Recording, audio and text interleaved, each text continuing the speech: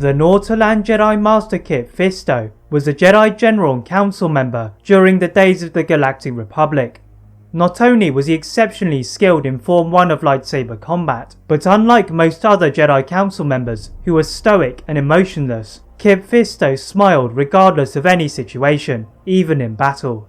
But upon one journey to the planet of Vassek, Kit Fisto was close to not smiling. In the Jedi's attempts to track down Nute Gunray, they had been lured by Count Dooku into the lair of notorious Jedi killer General Grievous. After managing to sever Grievous's legs, the Jedi walk through his fortress, encased by Grievous's defences, and are about to enter the control room. However, Fisto's former apprentice Nahdar Vebb felt vengeance from the death of Clone Commander Fil and rushed in to duel the droid general against the advice of the Jedi Master. As a result, he watched helplessly trapped from another room as his former padawan fell at the blaster of Grievous. But what if Kit Fisto had been so affected by the death of Jedi Knight Nahdar Vebb that he never smiled again? Would this affect the outcome of the Clone War? As you will discover, the change to Kit Fisto could have altered the outcome of everything. The Nautolan Master watched as Grievous taunted him on the security camera for causing the death of his former padawan Nahdar Vebb. The usually relaxed attitude of Master Fisto was wiped away, and he was replaced by an unusual vengeance. Ordering his astromech R6H5 to stand by, Fisto ran to the landing platform and charged towards Grievous.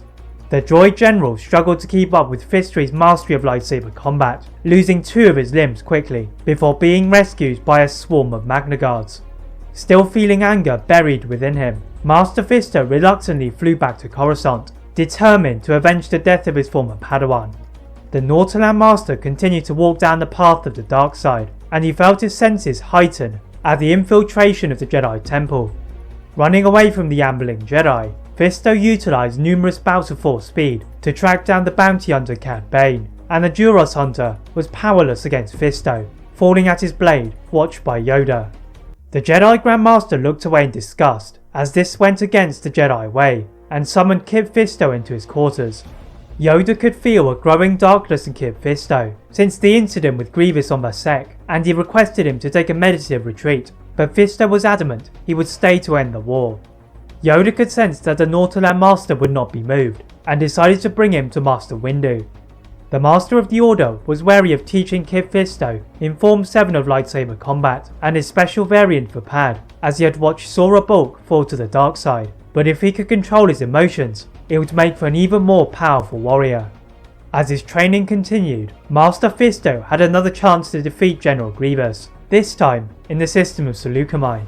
Offering to travel to rescue fellow Jedi Master Eth Koth, he is joined by Master Gallia and Jedi Knight Anakin Skywalker. As they exit hyperspace, they are directed next to the ship of Grievous, and Master Fisto watches as Obi-Wan's cruiser is drawn in by Grievous's Recusant Star Destroyer, and Fisto takes a starfighter to help Obi-Wan, knowing Grievous was keen to defeat both of them. Finding his way to Obi-Wan's ship, he uses his starfighter to collide into several commando droids, igniting his blade. Fisto has to tackle several Magna Guards before finding the cyborg dueling Obi-Wan. The Nautolan Master watches Obi-Wan force push Grievous into a wall, and as he crumpled, Fisto exacted his revenge, precisely striking the Kaleesh warrior in his heart and returning to Anakin's cruiser. Back on Grievous's ship, a command battle droid stood atop of the bridge and began quivering as it had the unenviable task of talking to Count Dooku. The Sith apprentice wanted to know if Grievous had succeeded in repelling Skywalker's rescue attempt, but the droid notified Dooku that Grievous had been destroyed by Obi-Wan Kenobi and Kit Fisto, just as their ship plummeted to the surface of the planet below. On his home planet, Dooku frowned in displeasure as he watched his experiment Grievous falter for one final time. The Count of Sereno reported this news to Sidious, and the Sith Lord regarded the loss of Grievous as an unwelcome one. Dooku asked about whether to use Ventress in the role of Grievous, and Sidious was wary that Dooku was trying to overthrow him. Nonetheless, they had no time to create another General Grievous, and he would be capable of defeating both of them easily when the time arose, and allowed this unusual appointment. Dooku also reported of Obi-Wan Kenobi and Kit Fisto being the master to defeat Grievous, and Sidious is surprised by the Nautolan Master, noting it was someone he would have to watch even closer.